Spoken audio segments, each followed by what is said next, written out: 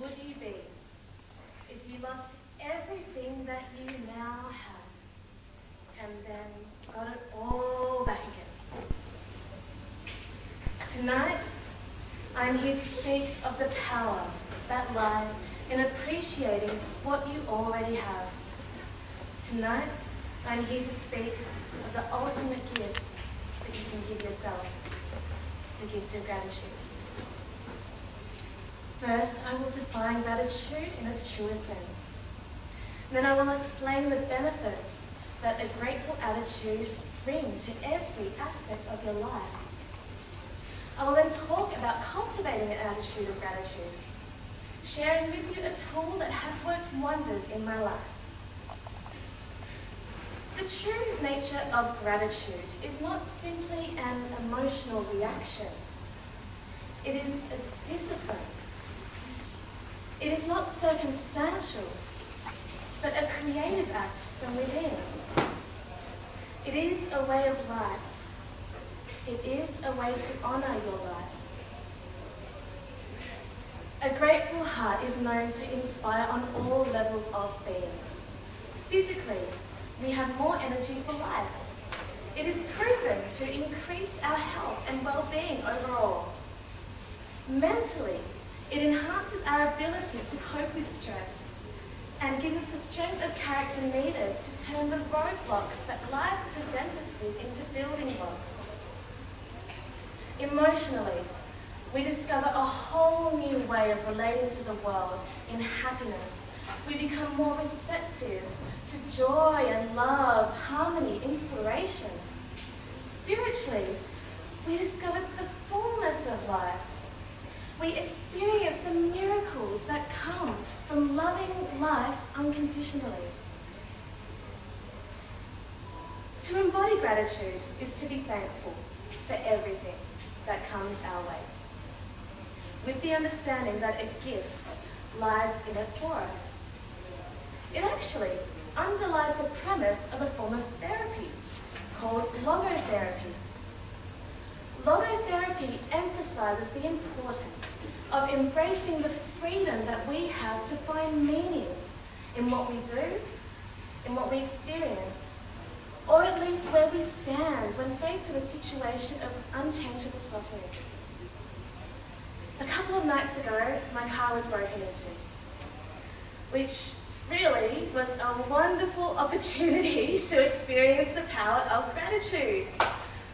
I realised it is easy to feel grateful when something great happens, but when it's not so easy, that's when it can be more transformative. Immediately focusing on the positives was a huge help for me. They didn't break a window. They didn't take my favourite jacket. Thank you. They still left my car. I still have a car. That's great. All that could have really bothered me was the invasiveness of the situation. But the thing is that the night before, I happened to renounce complaining. So, instead, I found myself empathizing. Whoever did this must have been in a lot of pain. From the way that they ravaged my car, that's what I feel. I was actually happy that what they chose to take was a couple of warm jackets, a sleeping bag, amongst a few other things. But I actually thought to myself, if these people are experiencing pain, I'm happy that they're going to have a bit of a warmer winter. They probably need it.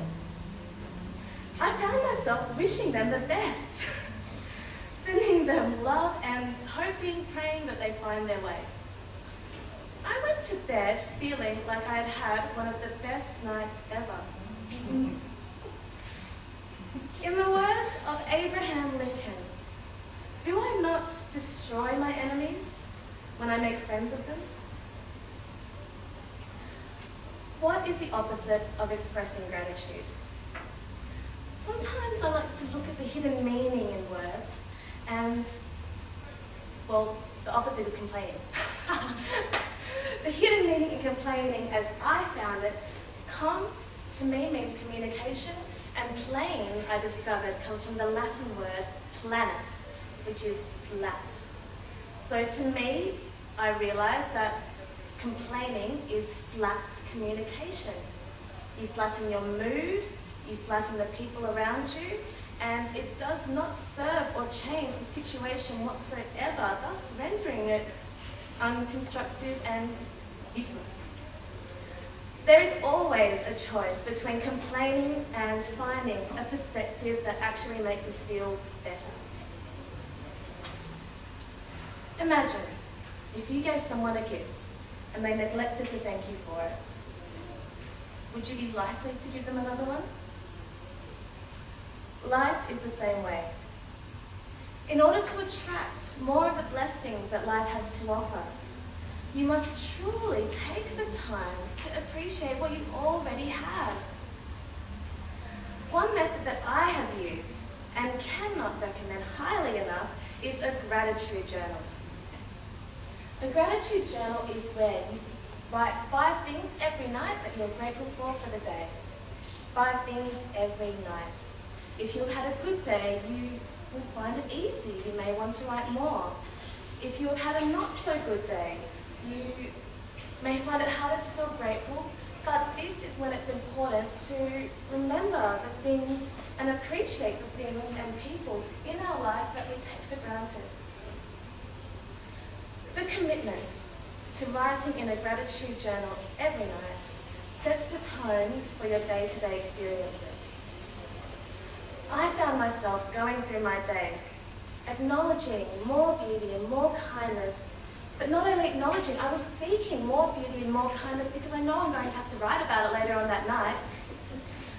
So you might be walking along and you see a beautiful picture and you think, oh, I could write that down. Or a beautiful sunset, oh yes, you might have a great interaction with a stranger and think, oh yes, that's great, I'll write that down. You might see a baby smile and take that down. All the while you're gathering little notes like this. And using the law of attraction, which states that you attract that which you already are, I can say that this process turned me into a gratitude magnet. This began the most abundant time of my life. I was winning competitions galore. People around me didn't know what was going on. People seemed to be giving me things left, right and centre they wanted to. Because I guess when you express gratitude so much, people enjoy giving to you that much more. But books and CDs and music, clothes, it was all coming. It was amazing. Soon I was overflowing with gratitude, so much to give away. All of my relationships, interactions became so much more joyous, so much more fruitful, elevated. Interestingly, I would also frequently find myself in the right place at the right time. Everything was flowing impeccably, which leads me to conclude that becoming a gratitude magnet is indeed the path of least resistance. Each moment that you are grateful for is an invitation for more to come. We can either make ourselves happy or miserable. But we must take responsibility for the fact that what we choose to focus on grows. A gratitude journal is a powerful tool to change your perception from one of fear and lack to one of abundance. As you think and as you feel, so you are. I will now leave you with a quote from Melody Beattie. Gratitude unlocks the fullness of life. It turns what we have into enough and more. It turns denial into acceptance, chaos into order, confusion into clarity. It can turn a meal into a feast, a house into a home, a stranger into a friend. Gratitude makes sense of our past, brings peace for today, and creates a vision for tomorrow. Thank you.